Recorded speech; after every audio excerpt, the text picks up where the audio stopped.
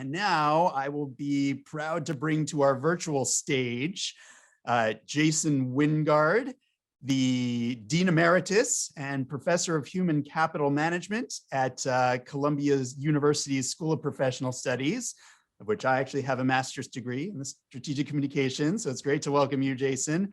And from my working role, my colleague, Vanessa Burbano, who is Assistant Professor of Management at Columbia Business School. So I welcome you all to talk about, how human capital can maximize performance and what expectations are post-COVID. Take it away, both of you. Excellent.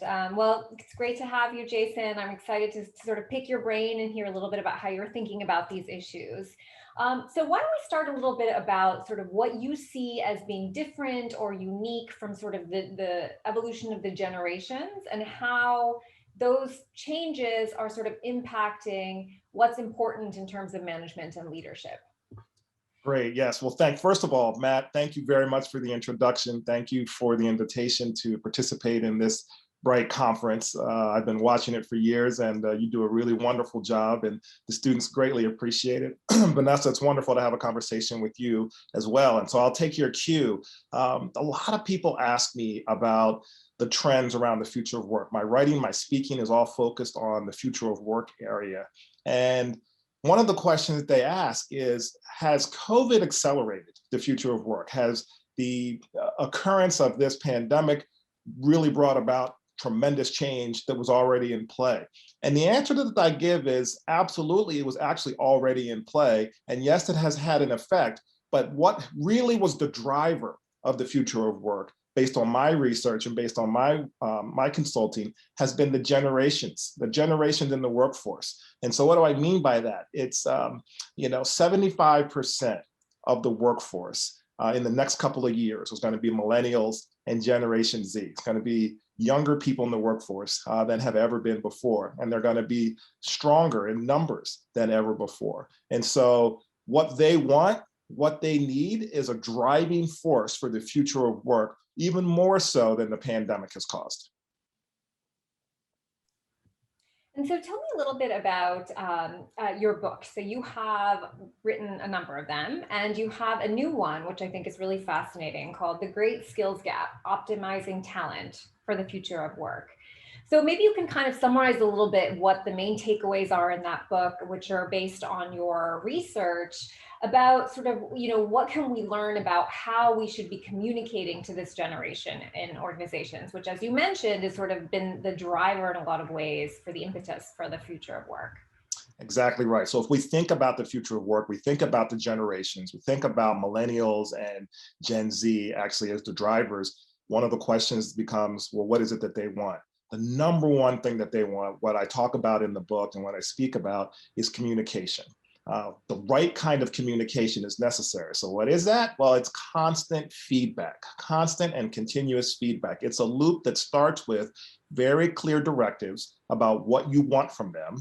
Here are the goals, here are the objectives, here's the timeline, here are the resources, very, very clear in terms of what you expect of them. And then moving forward, feedback exchanges that go two-way. So you allow those millennials, those Gen Z, that generation to ask you questions. How am I doing? Can I do anything differently? Is this the direction that you wanted to go? But then on the counter side, allowing them to ask you questions as the manager. Here are some suggestions that I have for you, or why are you doing it this way? Or why have we set the objective in this particular manner? So feedback in that regard is difficult for many managers, particularly those who are baby boomers or Generation X, who are used to sort of this mandate that I'll tell you what to do. I'm the boss, I'm in charge, you just do it and take care of it. Having to be clear and take the responsibility as a manager to tell them exactly what you want, to give them feedback all along the way, to accept feedback, maybe even criticism all along the way. And then at the end of the cycle, being able to evaluate the performance in terms of being able to say, here's what you did and didn't. From a meritocracy standpoint, being fair about evaluating them. Does that mean another project? Does that mean a promotion? Does that mean increased compensation? Being able to talk about those things is what those millennials actually want. And then you start all over again. And so that's a very different set of responsibilities for managers. Do you have any suggestions for so for managers for whom that aren't doing this right now, who want to start doing a little bit more of that? Do you have any tips for sort of how to incorporate that into their management practice? Is it the 360 reviews annually, or sort of what are some things that sort of they can start doing now to move towards that goal? Yeah, it's a great question. I think, Vanessa, the first thing that they need to do is take responsibility that to be a manager, to be an effective leader in the future of work requires that they engage in the ways that I've talked about, that they actually believe that this is something that's not an entitlement of the people who work for them, of that generation, but it's actually a responsibility of you as a leader. So once you do that, then the tactics of how you do that, yes, they are pretty simple. Having regular checkups, much more frequent than you may have had, weekly, several times a week, being able to have 10, 15, 20-minute check-ins about the project, about their work is something that is easy to do, but it takes time out of their responsibility. So if you consider management a core function of what you're supposed to be doing and you're accountable to that, then you will take the time to meet with that person and have an open mind, particularly relative to their feedback to you. So that's one. And then the other is just the bookends, being able to write down and prescribe what your goals and objectives are, put them on the whiteboard, put them on, in the conference room and say, this is what we are trying to do. If they change, then we'll change them together, but otherwise this is our guidebook. And at the end, we're going to put a rating against each one of these things, and we're going to see how well you did. It can't be fuzzy. It can't be on the fly. Again, manager needs the responsibility to take onus for, I'm going to be clear about the objectives. I'm going to take the time to work with these people who are on my team, and then I'm going to fairly evaluate it at the end. That's great. And these are things that sort of people can start implementing right away. Absolutely. What do you think about some things that might be harder for sort of managers themselves to take into their own hands, like things like organizational culture, or sort of what the leadership of the firm sort of needs to be doing in this day and age to sort of be prepared for what's going to be the future of work and to support the managers and that type of thing. So if we think now about the level of sort of firm leadership and concepts like just organizational culture that are often set from the top, how do you think about that? How important is it? What needs to change and what needs to be done to sort of be on top of the future? Yeah, so it's another really good question. It seems like an easy answer, but it's very difficult for managers. There's three things that I would suggest. One is attention and focus to social justice issues. Certainly we are in a climate right now, but we have been for many years. And this particular generation is very, very interested in leaders who are authentic, who represent what their values are with respect to social issues. It doesn't matter, the data says, what side of the fence you're on. So politically speaking, many people are afraid of voicing their values, their opinions, their beliefs, because they feel like I have people who work for me, I have clients who are on both sides of the aisle. But in this case, the data says you just have to be more open about what you believe and engage in the social world around you. So social justice, whatever the issue is, people who are working for leaders and managers want to know, what do you think? What do you believe? What questions do you have? So that's really important. And we see lots of examples, increasing examples, even this week with CEOs weighing in on whether or not voter registration laws in a state like Georgia and Texas are appropriate or not. Leaders never did that before. It was always keep politics and keep your social beliefs out of the workplace. That was just taboo. And now they're being forced to do that because the issues are not new. They've been around for a long time. But the workforce is actually demanding that these leaders and the organizations, the companies, actually have a voice. The second thing is around diversity in terms of organizational culture. Millennials and Gen Z have grown up in a much more diverse society and school, in the workplace and the communities in which they live. And they value and appreciate that diversity of thought, diversity of religion, diversity of thinking with respect to a whole host of things. And so they want that to be in the workplace. They want to work for a diverse set of managers. They want to work with a diverse set of peers. They want to serve a diverse set of clients and customers. And so it's important for organizations and managers to not just think this is a nice thing to do. This is actually something that the workforce of the future really wants, And if you want to win the war on talent and retain that best workforce and recruit them in the first place, then again, my theme is you have to do what they want. One of the things that they want and need is diversity. And in fact, if it's not enough for you, then the client in the marketplace is also saying that they want diversity. You can't deliver the best products and services if you don't have diverse thinking within your organization. And then the last thing I would say, is really around flexibility, organizational culture. You can't expect people to swipe their card, come into the office at a certain time and swipe out at the end of the day and have a lot of FaceTime and do a lot of activities that may or may not be necessary to those objectives we talked about earlier that you communicated. They need more flexibility of where they work, how they get things done. There's been a lot spoken about that, but as part of a culture, there's been a lot of resistance from certain industries in particular to doing that. So those are the things I would say: social justice and more authenticity from leaders at displaying those and having opinions, more diversity in the workplace, in the customer base, and then flexibility, paying attention to how and where people are able to work. Yeah, it's interesting. And I think your last point on flexibility is, I think, actually related to a question we got in the chat. So I'm going to bring that in terms of sort of, do you think that some of this has been driven by COVID? For example, the sort of desire for flexibility in these types of things. And I might be wrong, but you mentioned that a lot of this change is coming just from sort of generational differences in preferences and demands. And it sounds like maybe the first two that you talked about, the sort of social justice and diversity expectations, might have happened even without COVID.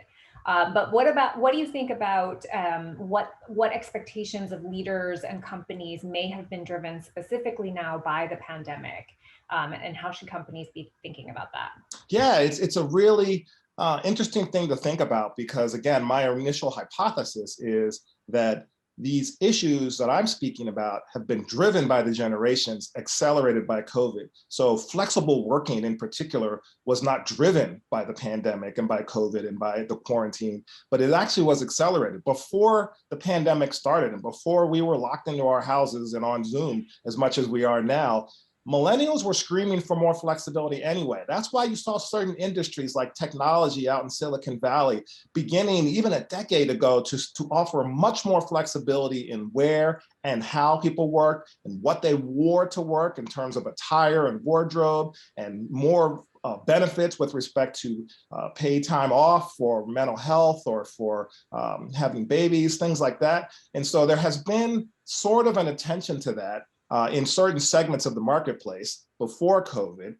It's been accelerated by COVID in that it's much more necessary for these, not just the younger generation, but for all generations. So I think that's much more important for us to think about, is that it has been accelerated. And then the next question comes, are we going back to normal? Are we going back?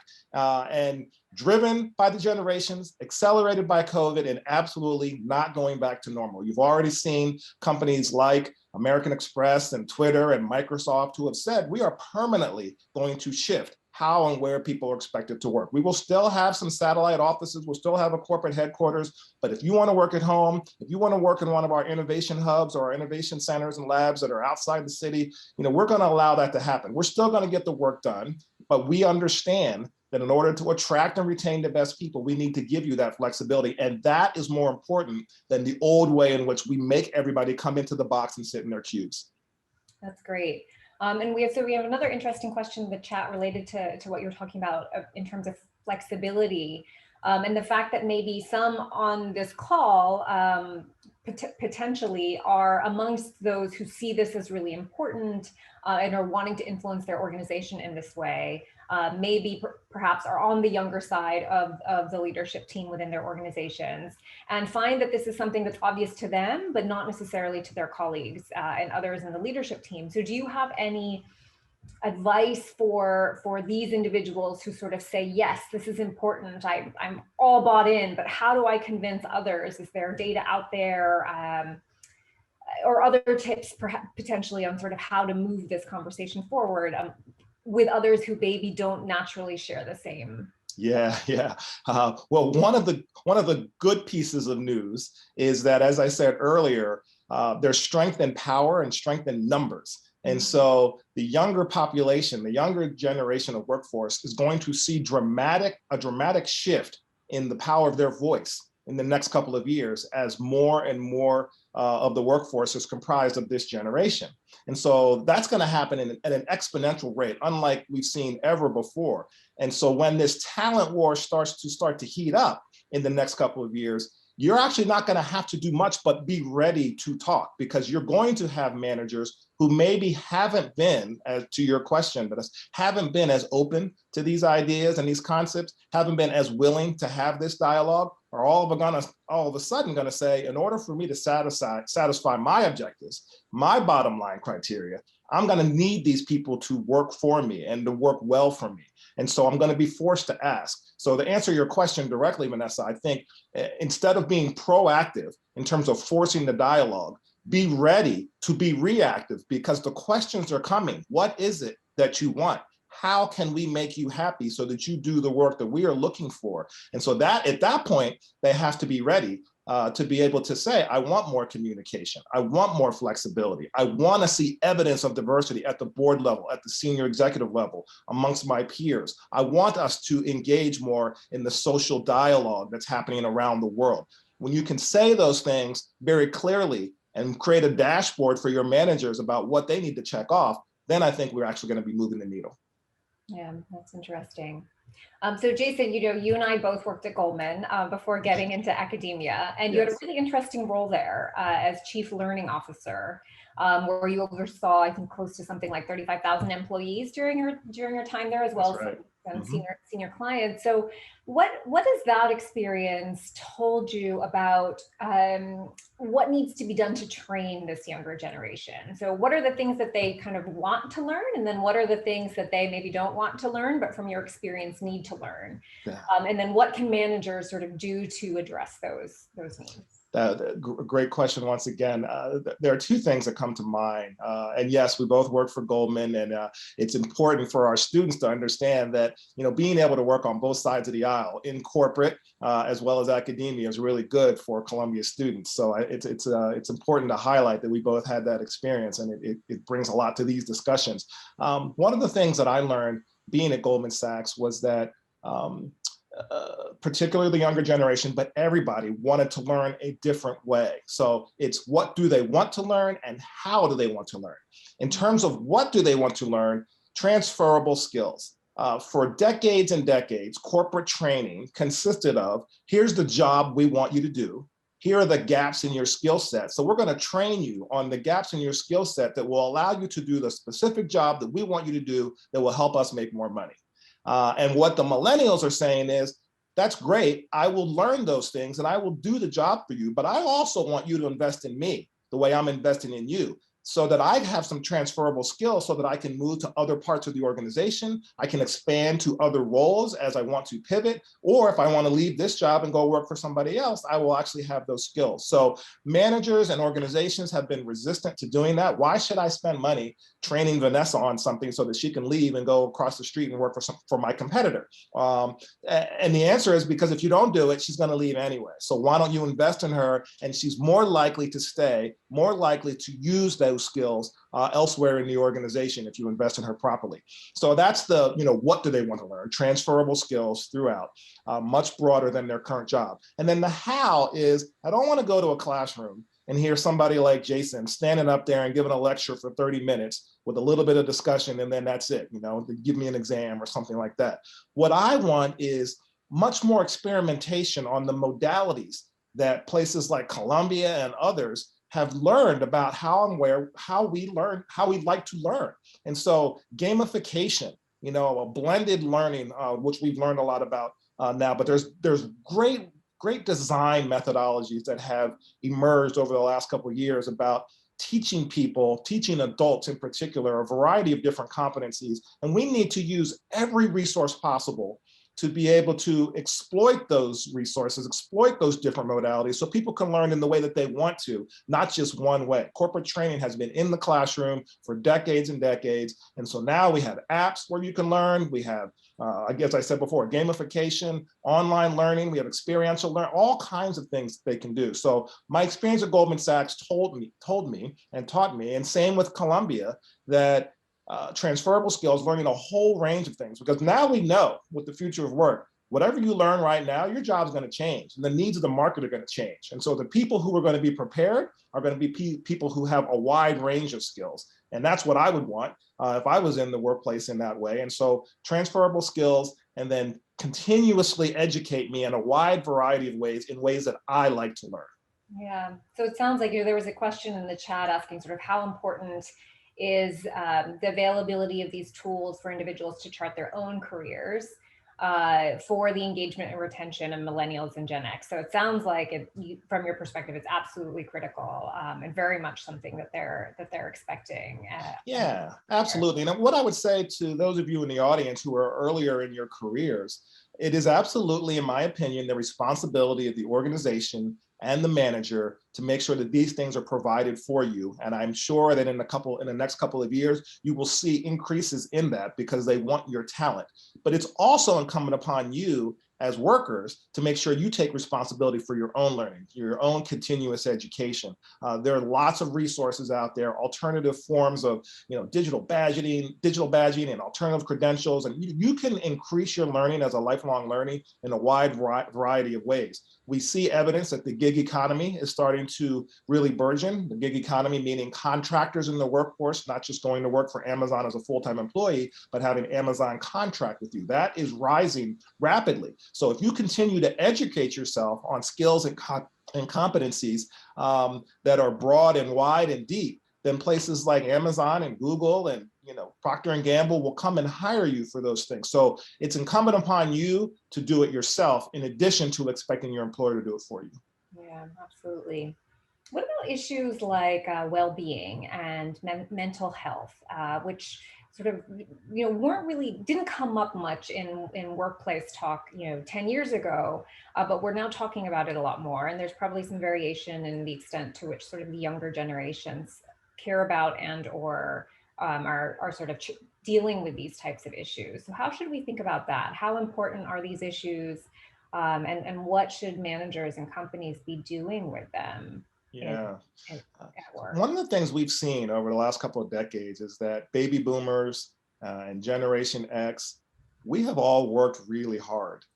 There has been, following the Great Depression, sort of this just driving force that you should work, you should go to school, you should do well in everything that you attempt, and you should be expected to work as hard as necessary to get ahead. We want to make more money. We want to buy the bigger house, have the cars. We want to send our kids to the best school. So the generations of millennials and Generation Z have seen this play out in their grandparents and in their parents. They've seen us work our butts off to get where we are, to have what we have. And they've seen the toll that it's taken on us as well, from a mental health standpoint, from a wellness standpoint, even just from an enjoyment of life. And so this younger generation is in the unique and fortunate position that they have family wealth that has been created through these decades of working so hard. So they have security in a unique way, in a way that hasn't happened before. And they have a keen sense of awareness of what a lifetime of work looks like if you spend an imbalance doing all of that work and studying and giving your soul to the employer and not to your family, not to your own, yourself. And so that's a long way of saying that this new generation wants balance. They recognize that if you give them the flexibility, if you give them the clarity of what you're looking for, if you give them the support and the tools that they need, they will get the job done for you. They will have the impact that they want and that you want. But they also want to have joy in their lives. They want to have free time to be with themselves, to do the things that they want to do, to socialize, to engage in the world in the way that they want to. And they believe that they can have both. And it's been proven that there can be both. But there's a history in our organizations and an expectation that people who work in the workforce give a higher percentage of their lives to that job. And the millennials and the Generation Z are saying, time out, we're not going to do that. And so you're going to have to figure out a way to leverage our talent so that we can have both. Yeah, it's interesting. Jason, do you have any thoughts on sort of industry-specific trends or changes? So we have one specific question in the chat asking for your views on the retail industry.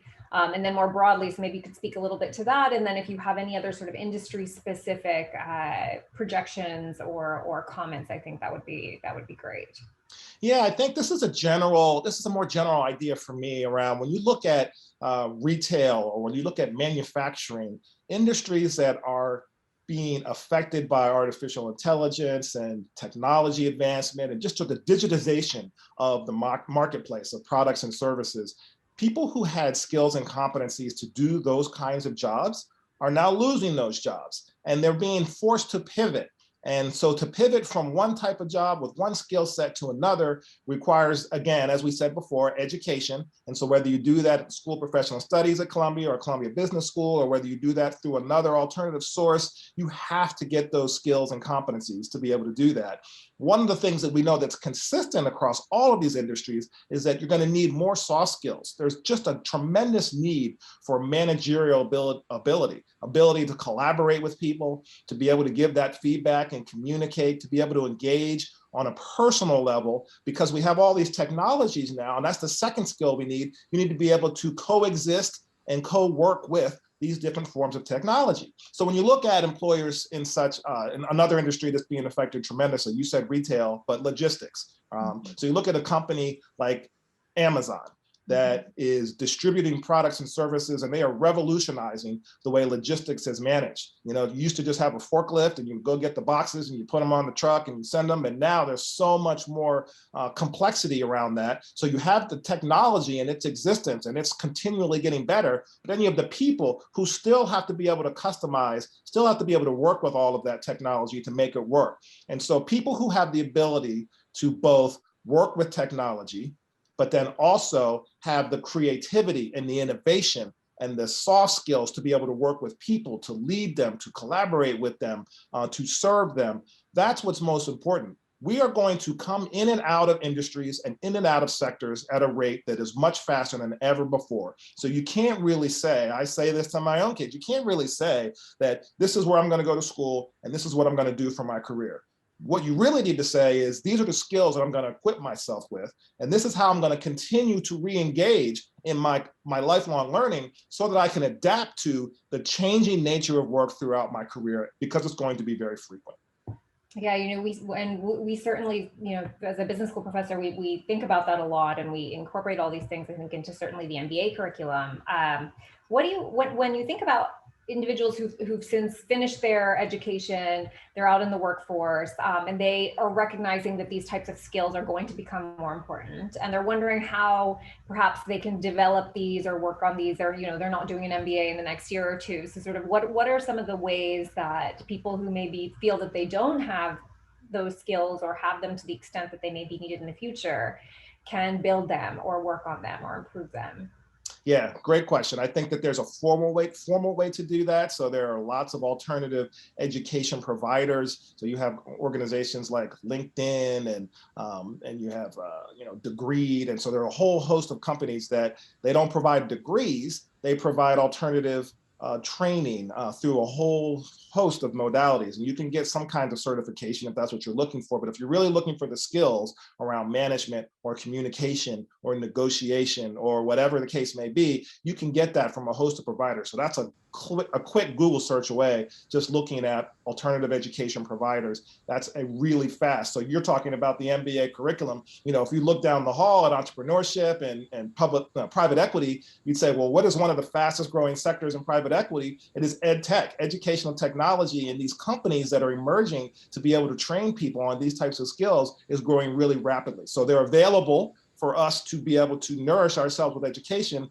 but they're also, you know, an investment opportunity and evidence of the growth of the market. So I think that those are really out there now and ready. The second thing, that's formal. The informal way to do it is to create your own. I always tell people, create your own set board of directors, your personal board of directors, and spend time talking with them so that they can help you identify where your skills are, where your weaknesses are, and they can be a sounding board of practice for you to be able to try these things, or at least identify areas where you can try. There are a whole host of ways in our worlds that we can practice these types of skills that are beneficial to the workplace. So having a set of advisors who help you be accountable for that is the informal way to do it.